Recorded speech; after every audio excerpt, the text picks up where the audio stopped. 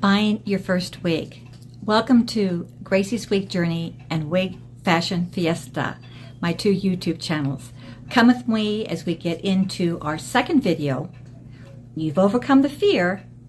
Now, what types of things should you consider prior to purchasing your very first wig? Come with me and let's begin.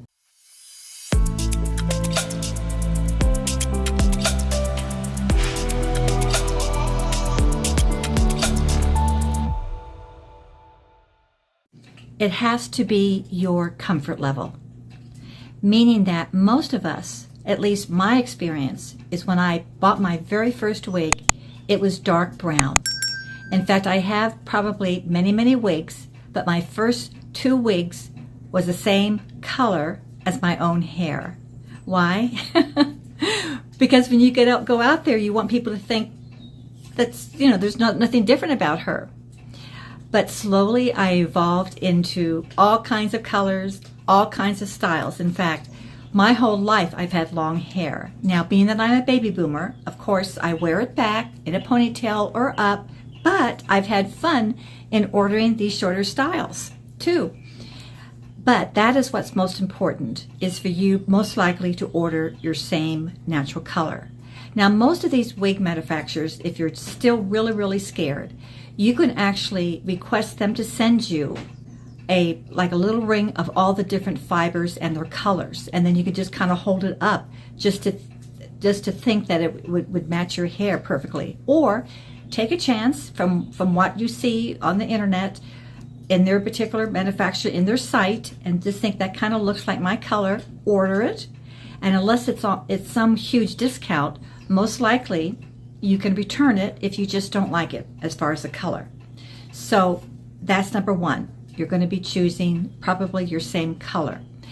And I had also shared with you your very first wig, unless you are coming from the beauty industry and work with hair and makeup, you really should buy from a very top reputable manufacturer like Wigs.com, Wigstudio.com. There are many out there, and you can kind of tell by the price of the synthetic wigs that they run anywhere from $150 up to $4 or $5 or $6 or even sometimes $700. Why? Because you're going to get the cap construction is going to be top quality. Listen to what I'm going to say. There is a perception out there that human hair wigs are more expensive than synthetic or man-made fibers, such as this. The answer is not anymore. It used to be that way. In fact, generally with your very top manufacturers, yes, the human hair wigs do cost up to $4,000 for a wig. Sometimes around $1,000 or $1,500 versus their synthetics go anywhere from $150 up to $600 or $700. So yes, the big companies, there's a big, huge price difference. But it's the big companies that spend a lot of money on the cap construction, because it is the cap, the labor intensive making the cap is what the cost of the wig will be. Let me show you. This is a beautiful human hair wig that I purchased for less than $25, which included shipping, if you can believe that. But look at the cap. The cap is very loose. Now, this is what you call wefting. And it looks very similar to the way many of the wig manufacturers make their wigs as far as the cap.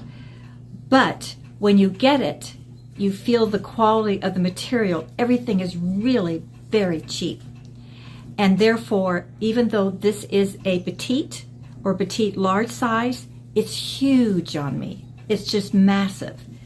Now I'm going to show you, and this is from a very top manufacturer. But you can kind of see, you see the wefting, how it's so wide in between spaces, whereas this wefting, it's a lot tighter, and you can just feel it. Now, you could also get it hand tied, meaning that this would all be almost continuous. You wouldn't see this open space. But this is machine stitched right here. However, when it comes to this lace front and the monofilament top, and you're going to say, what's that? In another video, I'll go into those details. those are all hand tied, the fibers, synthetic fibers, to this part of the fabric.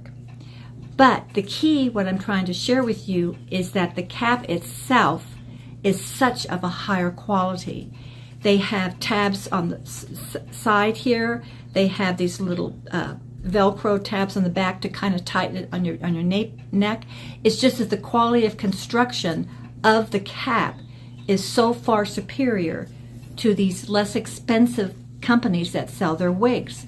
So again, for those of you that come and are very talented from the beauty industry, you may have no problem in fixing this. And in another video, I'll get into the little things you can buy, like little combs and these little different types of things that you sew in your cap that helps anchor and to hold down your wig. So if you like and can do all that kind of stuff, be my guest. Your very first wig, if you want to purchase it, you can buy it very, very inexpensive.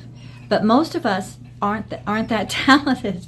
My goal was to be able to get out of the box, shake it, put my wig grip on, which I'll explain in the video what wig grips are, and throw the wig on and out the door I go. I didn't want to have to style it really. I wanted just to be able to make it really fun and easy. The quality wigs are that way. They're made beautifully, and they therefore there's a lot less maintenance, a lot less you're being involved in the styling. But again, you're paying a good price for these wigs, and they do have wonderful sales where they can have up to 70% sometimes. And also on my particular channel, you can get a discount, a 15% discount in purchasing your very first wig. But anyway, I wanted to share with you these steps that are important when it comes to buying your first wig, and that is quality. Your first wig should be quality. So that means you're paying a little bit more than perhaps your budget might allow.